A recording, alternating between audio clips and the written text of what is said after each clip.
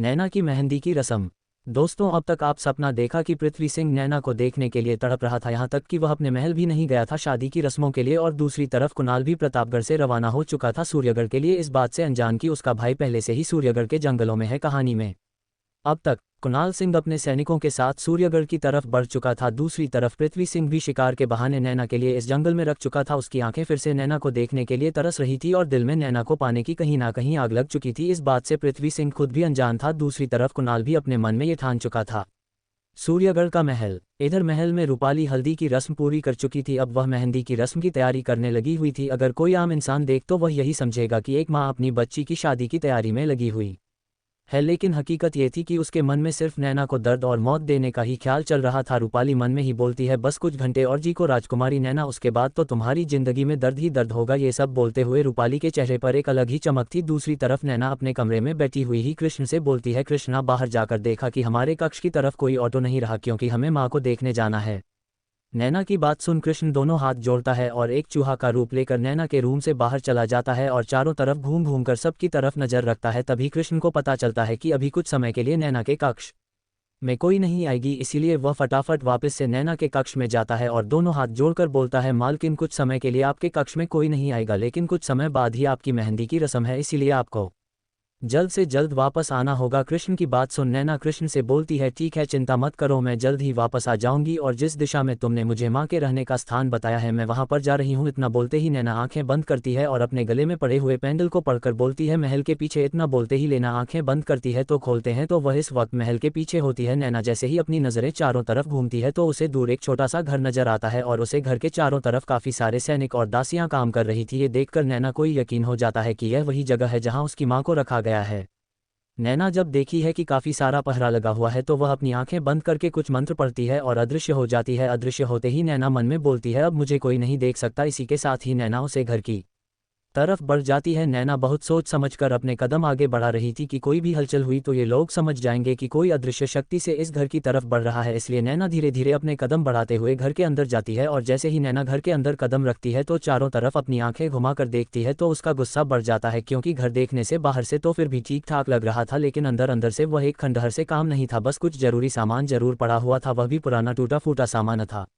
ये सब देखकर गुस्से में बोलती है, रूपाली तुम्हारी जिंदगी में इससे भी बुरी बना दूंगी जितनी तुमने मेरी माँ की बनाई है। ये सब बोलते हुए नैना की आंखों से आग निकल रही थी। नैना खुद को शांत करती है और अपने हाथ की मुट्ठी बंद करके एक कमरे की तरफ बढ़ जाती है। जैसे ही नैना के कदम कमरे में पड़ते हैं तो नैना की आंखें सीधा उसे बेड पर जाती है जहां एक औरत बेजान लाश की तरह पड़ी थी। उसे औरत को देखते ही नैना की आंखों में पानी आ जाता है और वह फटाफट उसे औरत के करीब आती है और उसे अच्छे से देखकर उसका हाथ पकड़कर बोलती है, उठ जाओ मामा, क्या तुम मुझे सुन सकती हो माँ? ये जान औरत जो बेड पर किसी जिंदा लाश की तरह पड़ी थी। नैना की आवाज़ सुनते ही उसकी पलकें हल्की हल्की हिलने लगती है। ये देखकर नैना फिर से बोलती है, मन क्या तुम मुझे पहचानती हो माँ? मैं तुम्हारी नैना हूँ। बेजान औरतों जैसे ही नैना के मुंह से माँ सुनती है और सुनती है कि वह उसकी बेटी नैना है तो उसकी पलकें बार बार छपकती हैं और उसकी आंखों से तेज आंसू बहने लगते हैं। नैना जब अपनी माँ की आंखों से आंसू बहते हुए देखते हैं तो उन आंसुओं को फटाफट साफ करती है और अपनी माँ के चेहरे पर हाथ रखकर बोलती है, मन बहुत जल्द तुम ठीक होगी, यह मेरा वादा है तुमसे, और बहुत जल्द मैं इस कालकोठरी से तुम्हें ले जाऊंगी। इतना बोलना ना सीधी खड़ी होती है और चारों तरफ कमरे में अपनी नज़र घूमती है। तभी उसे कमरे की एक कोने में एक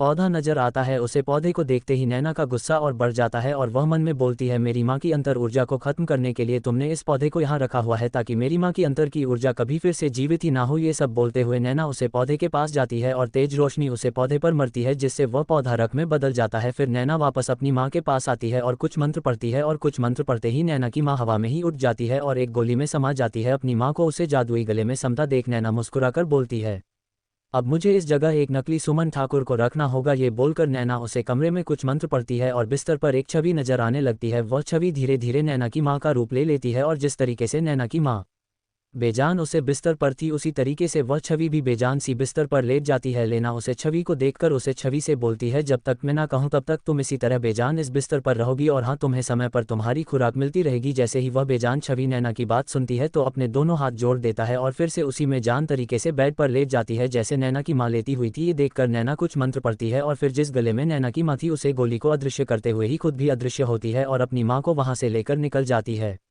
दूसरी तरफ रूपाली मेहंदी की तैयारी पूरी कर चुकी थी। जैसे ही मेहंदी की तैयारी हो जाती है रूपाली एक दासी को बुलाकर बोलती है, जो जाकर बड़ी राजकुमारी को लेकर आओ। दासी जैसे ही रूपाली की बात सुनती है तो दोनों हाथ जोड़कर की महारानी बोलकर लेना के कक्षा की तरफ बढ़ जाती है। कुछ ही देर में दासी नैना के कक्ष के बाहर होती है। नैना के कक्ष में कृष्ण बेचैनी से इधर उधर घूम रहा था और गेट की तरफ अपनी नज़रें बार बार कर रहा था। तभी कृष्ण को किसी अनजाने इंसान की सुगंध गेट पर महसूस होती है तो वह मन में बोलता है, मालकिन जल्दी आ जाए बाहर, आपके दुश्मन आ गए हैं, कहीं ऐसा ना हो कि हमारा सच सामने आ जाए। ये सब बोलते हुए कृष्ण के चेहरे पर चिंता की लकीरें थी। कृष्ण अभी चिंता में ही था कि तभी एकदम से नैना के कक्षा का दरवाजा खुलता है और दासी बड़ी अकड़ के साथ चलते हुए पूरे कक्ष की तरफ अपनी नज़र घुमा कर देती है तो उसे नैना कहीं नजर नहीं आती। दासी अपने मन में ही बोलती है, कहाँ गई यह नाम की महारानी, अगर मैं बड़ी महारानी का हम इसे नहीं सुनाया तो बड़ी महारानी मुझ पर ही गुस्सा होगी, देखो तो सही कहा है यही। यह सब बोलते हुए दासी बड़ी अकड़ के साथ पूरे कक्ष को देख रही होती है कि तभी एकदम से स्नान घर का दरवाजा खुलता है और नैना एक सिंपल से लहंगे में स्नान घर से बाहर आती है और इस वक्त उसके बाल भी गले थे। दासी जो नैना को इधर उधर देख रही थी, जैसे ही वह स्नान घर का दरवाजा खुलता हुआ देखते हैं और सामने नैना को देखकर वह हैरानी से और गुस्से से बोलता है, वह महारानी, तुम्हें बड़ी महारानी ने बुलाया है, चलो मेहंदी की रस्म शुरू होने वाली है। जैसे ही नैना दासी के मुख से अपने लिए ऐसे लफ्ज सुनती है तो दासी के पास आती है और उसके गाल पर एक तमाचा मारती है, जिससे दासी का चेहरा एक तरफ झुक जाता है और उसके चेहरे पर नैना की 5 उंगलियां छप जाती है। नैना गुस्से से उसे दासी को बोलता है, तमीज में रहकर बात करो, तुम बस एक दासी हो, कोई महारानी नहीं जो मुझ पर हम चलने आए हो, अब बोलो क्या बात है। नैना की बात सुन दासी नैना की तरफ चेहरा करके बोलता है, आपको महारानी ने बुलाया है मेहंदी की रस्म के लिए। जैसे ही नैना दासी के मुंह से आपको सुनती है तो मुस्कुराते हुए दासी से बोलती है, चलो चलते हैं। इधर कृष्णा जो चिंता में बहाल था, वह जैसे ही दासी को इधर उधर नैना को ढूंढते हुए देखा है तो उसके चेहरे पर चिंता की लकीरें आ जाती है। लेकिन तभी कृष्णा जब नैना को स्नान घर से बाहर आता देखता है तो वो चैन की सांस लेता है और मन में बोलता है, अच्छा हुआ मालकिन आप आ गई, वरना मुझे तो चिंता हो रही थी। नैना जो कृष्ण के मन की बात सुन सकती थी, वह मन में ही बोलती है, चिंता मत करो कृष्ण, मेरे होते हुए सब ठीक ही होगा और तुम अपना ध्यान रखो, और हाँ ध्यान रखना कि मेरे कक्षा में कोई आए ना, अगर कोई आए तो उसे पर अपनी नज़र बनाकर रखना। जैसे ही कृष्णा नैना की बात सुनता है तो मन में ही बोलता है, ठीक है मालकिन आप चिंता मत कीजिए। कृष्ण की बात सुन नैना मन ही मन मुस्कुराती है और मेहंदी की रस्म के लिए दासी के साथ आगे बढ़ जाती है। इधर नैना की हल्दी की रस्म भी हो चुकी थी और मेहंदी की रस्म की तैयारी भी हो रही थी। दूसरी तरफ प्रतापगढ़ में भी शादी की रस्में हो रही थी, लेकिन महाराज सूरज सिंह गुस्से में ही महारानी विशाखा से बोलते हैं, ये क्या तमीज है पृथ्वी की, बताए महारानी, भला अपनी शादी की एक रस्म तो वह जाकर कर सकते थे ना, लेकिन नहीं, लेकिन हाँ अगर कल सुबह वह आखिरी रस्म पर नहीं पहुंचे तो हमसे बड़ा कोई नहीं होगा। अपने पति की बात सुन महारानी विशाखा दोनों हाथ जोड़कर महाराज सूरज सिंह से बोलते हैं, आप चिंता मत कीजिए, हमारा बेटा अच्छे से जानता है कि उसे कौन सी रस्म जरूरी निभाई है और कौन सी नहीं, वैसे भी यह शादी एक समझौता है। जैसे ही सूरज सिंह अपनी पत्नी की बात सुनते हैं तो अपनी पत्नी की तरफ देखकर गुस्से से बोलते हैं, चाहे यह शादी समझौता है या राजा मंडी, लेकिन हम कभी भी शादी की रस्मों का मजाक नहीं बनाते हैं। महारानी अग्नि के सामने लिए हुए फेर कभी भी मजाक नहीं होते, चाहे यह शादी एक समझौता हो, लेकिन महारानी नैना अब इस घर की होने वाली बहू है। ये सब बोलते हुए सूरज सिंह गुस्से से ही अपने कक्ष से बाहर चले जाते हैं। महाराज को गुस्से में जाता देख विशाखा मन में बोलती है, हे भगवान पृथ्वी, आपके पिताजी का गुस्सा आपकी तरह ही है, हम दुआ करते हैं कि आप सुबह महादेव की पूजा के लिए जल्द ही आ जाए, वरना आपके पिता की तीसरी आंख खुलने से हम भी नहीं रोक सकते। ये सब बोलते हुए महारानी विशाखा के चेहरे पर चिंता की लकीरें थी।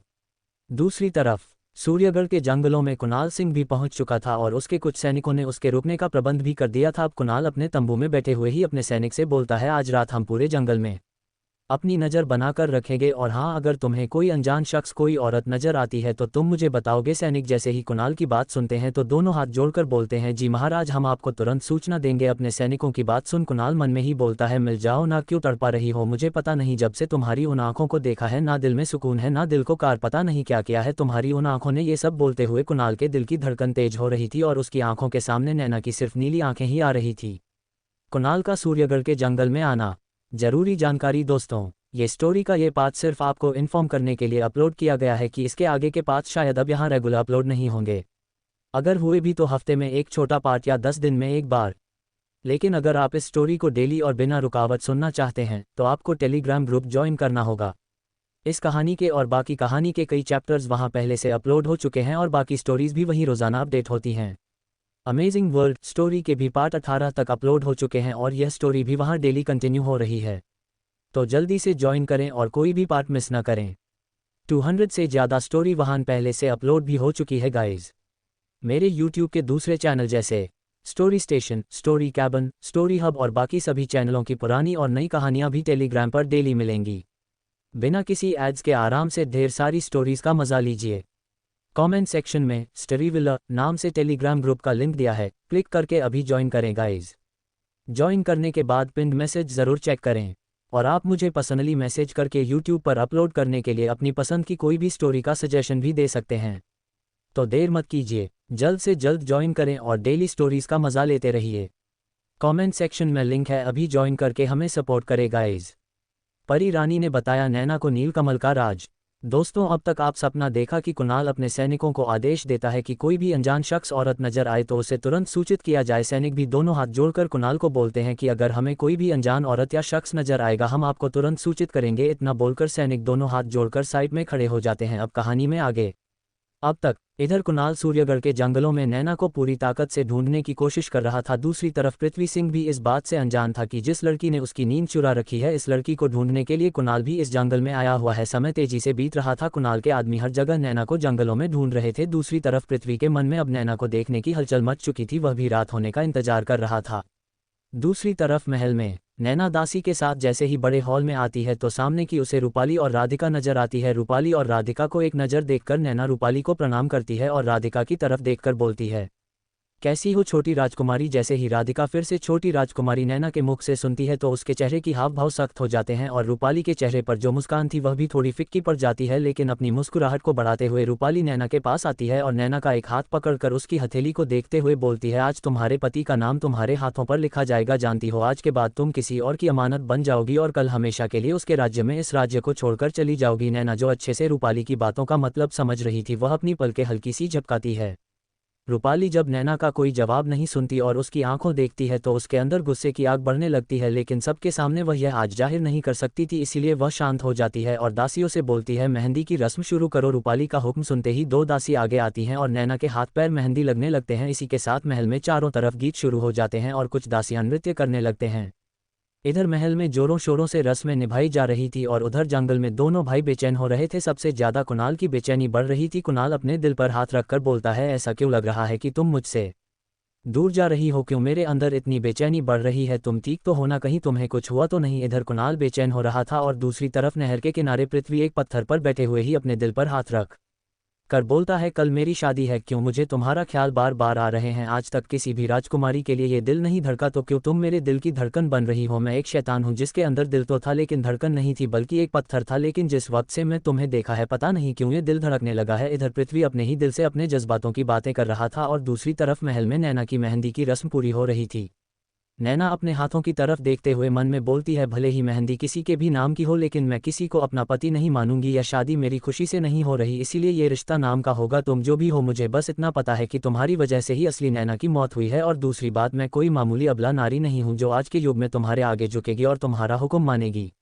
मैं आज की नारी हूँ। सुना है कि तुम पत्थर दिल शैतान हो जिसके अंदर ना इंसानियत है ना ही दिल है, लेकिन मैं भी अपने जमाने की डेविल क्वीन हूँ। इसके आगे बड़े बड़े शैतान सर झुका देते थे, तो तुम क्या चीज़ हो? फिलहाल मेरी जिंदगी का एक ही मकसद है, इस महल में बसने वाले हर इंसान की नींद हराम करना और सुकून छीना और मेरी माँ को सही करना और मेरे भाई को ढूंढना। ये सब बोलते हुए ही नैना के हाथ की नसें हल्की हल्की नीली हो रही थी। नैना जब खुद के गुस्से को अपने आप पर से बाहर देखी है तो खुद को शांत करती है। नैना की शांत होते ही नैना के हाथ की नसें भी फिर से नॉर्मल हो जाती है। इधर नैना के हाथ पर अब पृथ्वी का नाम लिख चुका था और दूसरी तरफ शाम का पहाड़ हो चुका था। इधर मेहंदी भी पूरी हो चुकी थी और उधर दोनों भाई शिकार की तैयारी भी कर चुके थे। इधर नैना, जिसकी मेहंदी की रस्म अब पूरी हो गई थी, जैसे ही वह अपनी जगह से खड़ी होती है तो दो दासियां रूपाली के कहने पर नैना को नैना के कक्ष की तरफ लेकर जाती हैं। इधर नैना के पैरों पर भी मेहंदी थी और हाथों पर भी मेहंदी थी। नैना के जाते ही रूपाली नफरत और जलन से राधिका से बोलता है, बस कुछ घंटे और उसके बाद इसकी जिंदगी नरक से भी बुरी बन जाएगी। ना तो यह अपना असली चेहरा दर से किसी को दिखा पाएगी और इसका बदसूरत चेहरा देखकर पृथ्वी सिंह इस वैसे ही मौत की सजा दे देगा। ये सब बोलते हुए रूपाली के चेहरे पर खतरनाक स्माइल थी और अपनी माँ की बात सुनकर राधिका के चेहरे पर भी नैना के लिए नफरत और नैना की हालत को सोचकर उनके दिल में सुकून था। इधर नैना जैसे ही अपने कमरे में कदम रखती है तो कृष्ण को नैना की खुशबू से ही पता चल जाता है कि कमरे में नैना आई है, इसीलिए वह खरगोश के रूप में ही नैना के बिस्तर में बैठ जाता है। दूसरी तरफ दासियां नैना को नैना के कमरे में छोड़ते ही दोनों हाथ जोड़कर प्रणाम करके वापस जाने की आज्ञा मांगती है, तो नैना भी उन्हें आज्ञा दे देती है और वह दासियां भी वहां से अपने अपने काम में चली जाती है। इधर नैना जैसे ही अपने कक्ष में आती है तो कृष्णा फटाफट अपना असली रूप लेता है और नैना के कक्ष का दरवाजा बंद कर देता है। कक्षा का दरवाजा बंद होते ही नैना एक फूंक मरती है और मेहंदी बिल्कुल सूख जाती है। नैना जैसे ही मेहंदी को सूखने हुए देखते हैं तो उसके चेहरे पर मुस्कान आ जाती है, लेकिन जैसे ही नैना मेहंदी को झाड़कर उतरने लगते हैं तो मेहंदी नहीं उतरती। ये देखकर नैना हैरान रह जाती है और वह फिर से कोशिश करती है तो मेहंदी फिर भी नहीं उतरती। तभी नैना के कमरे में एक आकृति आती है। उसे आकृति को देखते ही नैना अपने दोनों हाथ जोड़ लेती है। तभी वह आकृति नैना की तरफ देखते हुए बोलती है, ये मेहंदी तब तक नहीं उतरेगी जब तक इसका रंग तुम्हारे रंग में मिलना चाहिए। नैना जैसे ही यह सुनती है तो हैरानी से बोलता है, ये क्या मतलब हुआ परी रानी? तभी परी रानी मुस्कुरा कर बोलती है, तुम्हारे भाग्य की मेहंदी है, इसका रंग जब तक तुम्हारे रंग में नहीं मिल जाएगा ये तब तक नहीं उतरेगी। जैसे ही नैना ये सुनती है तो गुस्से से और नफरत से परी रानी की तरफ देखकर बोलती है, ये शादी हमारी मर्जी से नहीं हो रही है और यह शादी वैसे भी एक समझौता है, इसीलिए हम इस शादी को कोई मायने नहीं देंगे। परी रानी जैसे ही परी रानी नैना की बात सुनती है तो मुस्कुराती है और बोलती है, तुम्हारे माने या ना मानने से तुम्हारी नियति और तुम्हारी किस्मत बदल नहीं जाएगी। नैना, जिस इंसान के लिए तुम बनी हो और जो इंसान तुम्हारे भाग्य में लिखा हुआ है तुम उसे कभी नहीं बदल सकती। लाख कोशिश करोगी तो भी खुद के नसीब को उससे अलग नहीं कर पाओगी। नैना जैसे ही परी रानी की बात सुनती है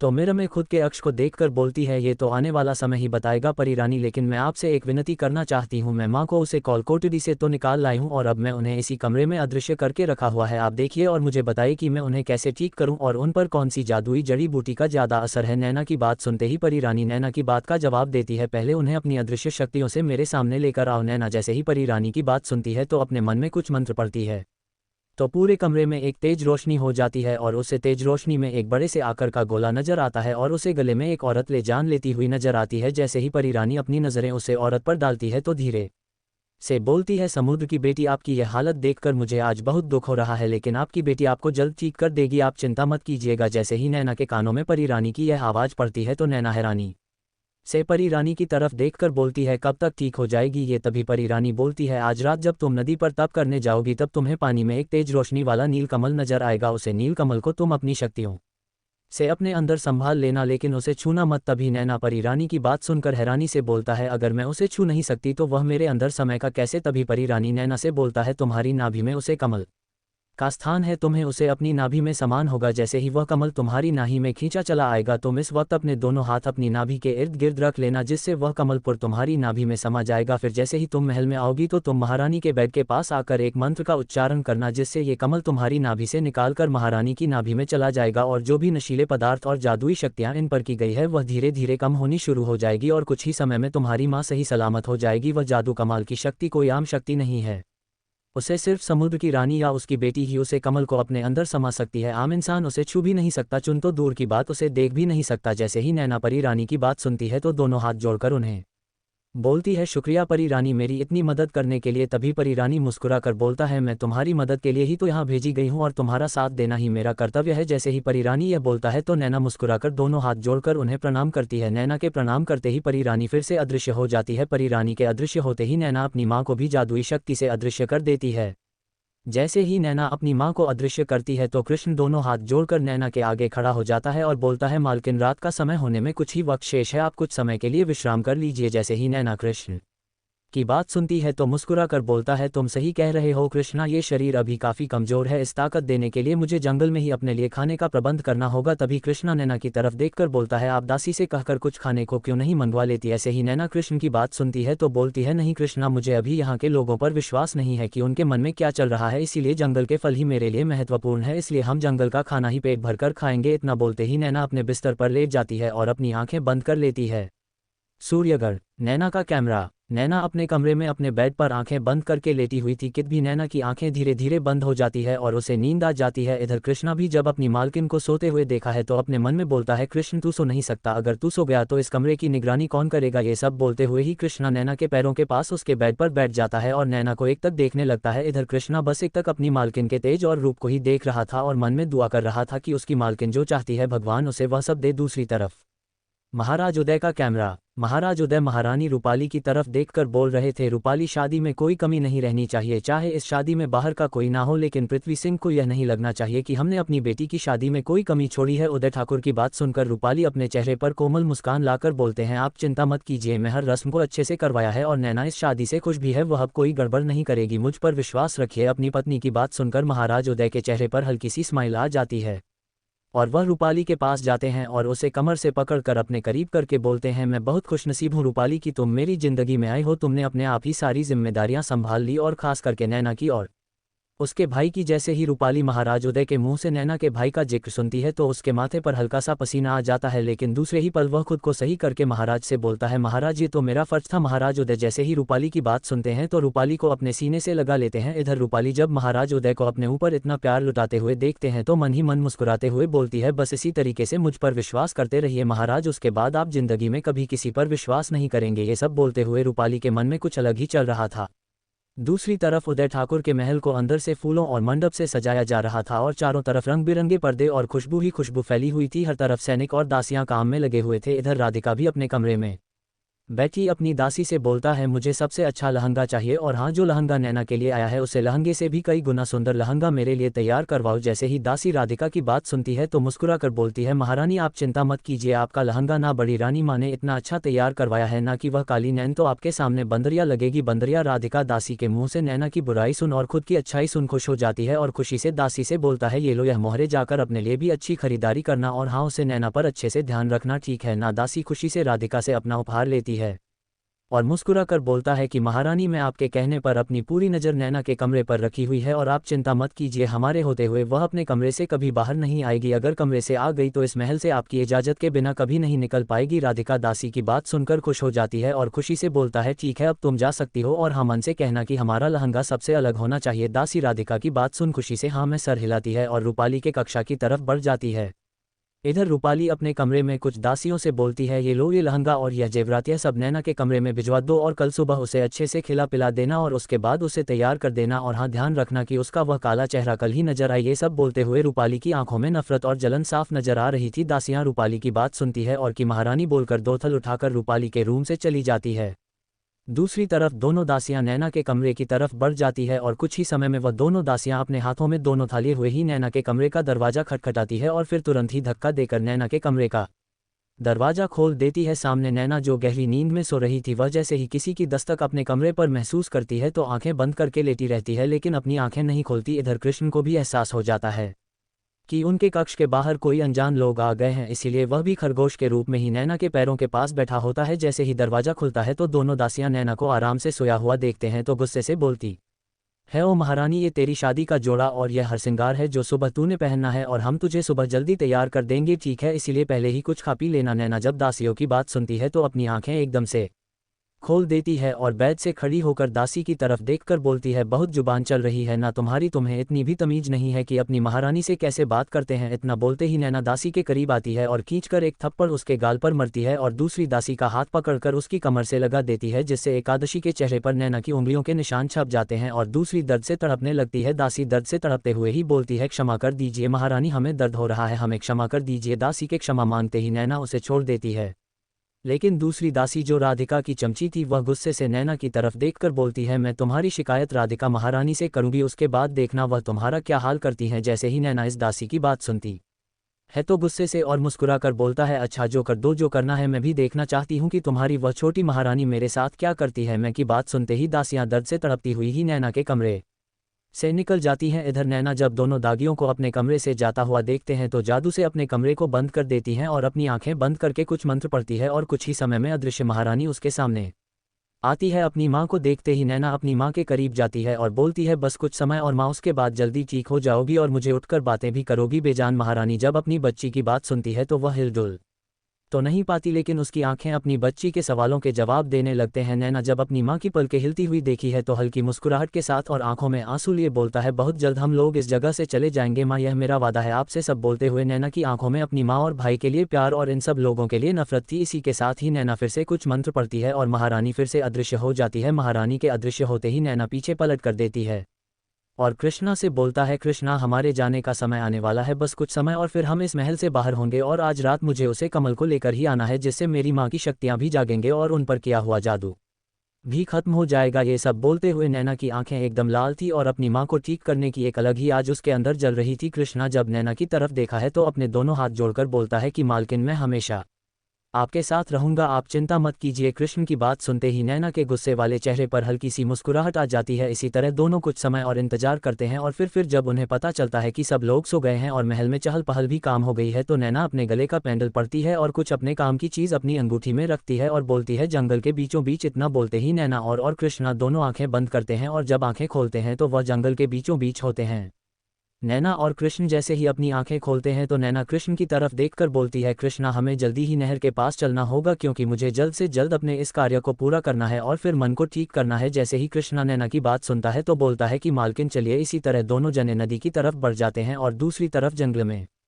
ऐसे ही नैना के कदम जंगल में पड़ते हैं तो पृथ्वी सिंह जो शिकार के लिए निकल चुका था, उसके दिल की धड़कन एकदम से तेज हो जाती है और उसकी आंखों के सामने फिर से नैना का खूबसूरत चेहरा आ जाता है। पृथ्वी सिंह जब अपने दिल की धड़कन को तेज होते हुए देखा है तो अपने दिल पर हाथ रख कर बोलता है, मत धड़क इतना किसी के लिए, तू पत्थर है, पत्थर ही बनकर रह। अगर तू धड़का तो इसके लिए तू धड़क रहा है, वह हमेशा के लिए मेरी कैद में आ जाएगी। यह सब बोलते हुए पृथ्वी सिंह की आंखें एकदम नीली हो गई थी और उसके चेहरे पर एक अलग ही किस्म का रूप नजर आ रहा था। ऐसा लग रहा था कि पृथ्वी एक शैतान बन जाएगा। बाकी सैनिक जब पृथ्वी की तरफ देखते हैं तो उन्हें अपने आसपास ठंड का एहसास होने लगता है। ठंड का एहसास होते ही सैनिक थरथर कांपने लगते हैं और एक दूसरे की तरफ देखते हुए अपना सर झुका लेते हैं।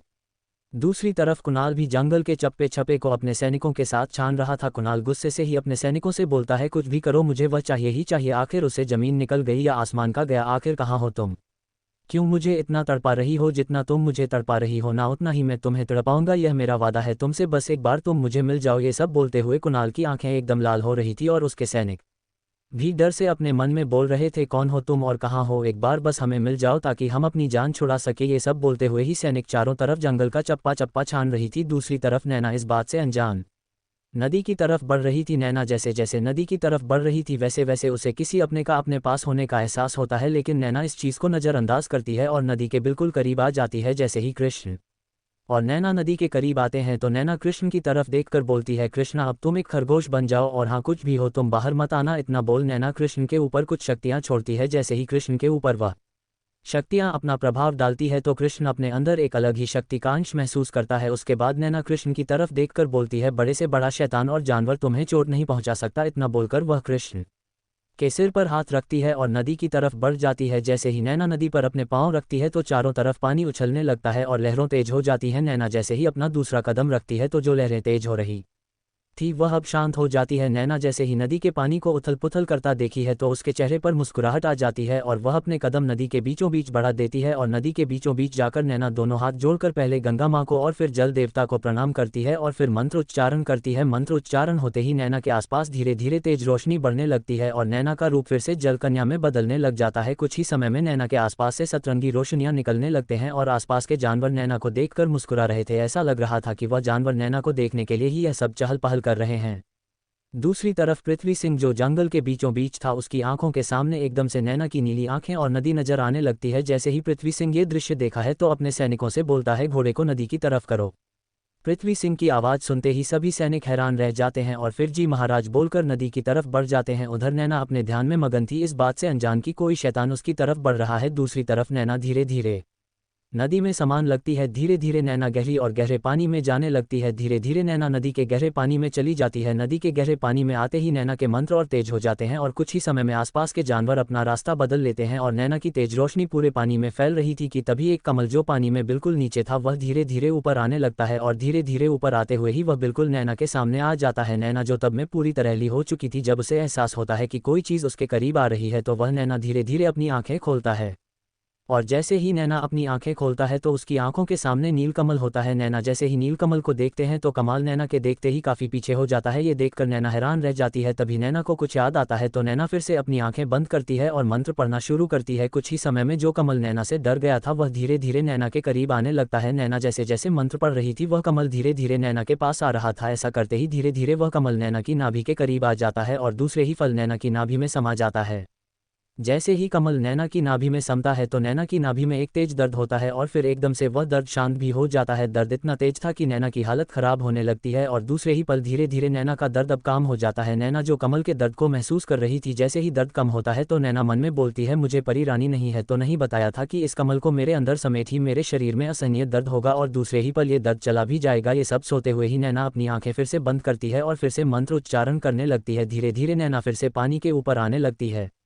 दूसरी तरफ पृथ्वी सिंह नदी की तरफ बढ़ते हुए ही मन में बोलता है, आखिर क्यों मुझे ऐसा लग रहा है कि तुम मुझे नदी के पास ही मिलेगी। यह सब बोलते हुए पृथ्वी सिंह के चेहरे पर बेचैनी साफ नजर आ रही थी और उसके घोड़े की रफ्तार भी तेज होती जा रही थी। दूसरी तरफ नैना अब नदी के ऊपर थी। नैना जैसे ही अपनी आंखें खोलता है तो खुद को नदी के ऊपर पाती है। जैसे ही खुद को नदी के ऊपर पाती है तो फटाफट अपनी जगह से खड़ी होती है और अपनी आंखें बंद करके कुछ मंत्र फिर से पढ़ती है तो वापस से एक राजकुमारी के रूप में आ जाती है। नैना राजकुमारी के रूप में तो आ जाती है, लेकिन उसका रंग रूप जो कल था वह फिर से दूध की तरह सफ़ेद हो गया था। इधर पृथ्वी सिंह भी नदी के किनारे पहुंच चुका था। जैसे ही पृथ्वी सिंह नदी को खुद के करीब देखा है तो अपने घोड़े को कहीं रोक देता है और सैनिकों को भी आदेश देता है कि वह लोग पीछे ही रहे। सैनिक भी पृथ्वी सिंह का आदेश मान लेते हैं और घोड़े पीछे ही रोक देते हैं और पृथ्वी सिंह भी अपना घोड़ा एक साइड रोककर नदी की तरफ बढ़ जाता है। दूसरी तरफ नैना नदी से बाहर आती है और कृष्णा को आवाज़ लगती है। जैसे ही कृष्णा नैना की आवाज़ सुनता है तो एकदम से नैना के सामने आकर बोलता है कि मालकिन। तभी नैना बोलती है, अब हमें चलना होगा। कृष्णा, पता नहीं मुझे क्यों यहाँ अनजान लोगों का एहसास हो रहा है। कृष्ण जैसे ही नैना की बात सुनता है तो वह चारों तरफ अपनी नज़रें घूमता है तो उसे भी हल्की हल्की अनजाने लोगों की गंध महसूस होती है। तभी कृष्ण बोलना है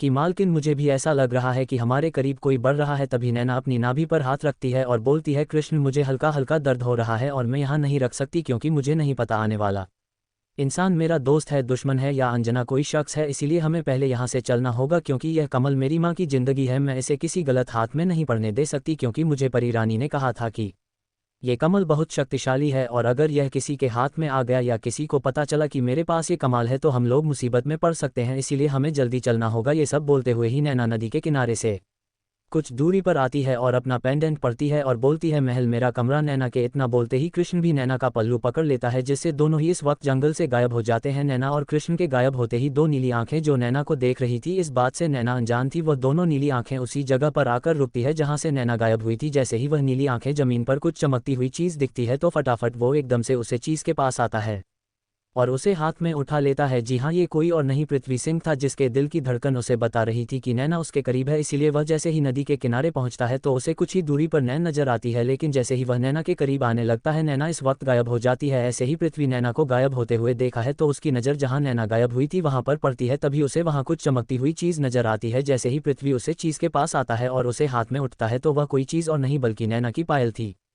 कॉमेंट सेक्शन में स्टोरीविलर नाम से लिंक दिया हुआ है, क्लिक करें और तुरंत जुड़ जाएं। कोई प्रॉब्लम हो तो मैसेज करें, आपको तुरंत जवाब मिलेगा। पिन मैसेज चेक करना बिल्कुल न भूलें।